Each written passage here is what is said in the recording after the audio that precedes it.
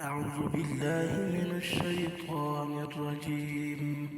بسم الله الرحمن الرحيم.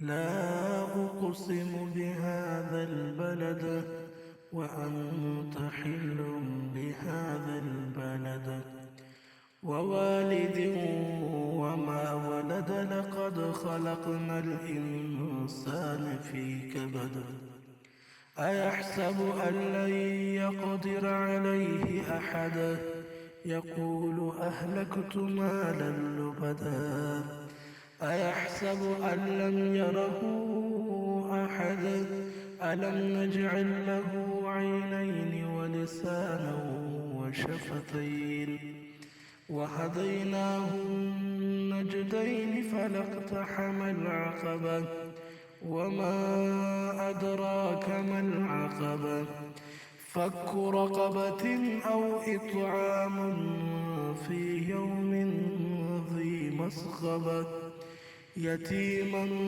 ذا مقربة أو مسكينا ذا متربة ثم كان من الذين آمنوا وتواصوا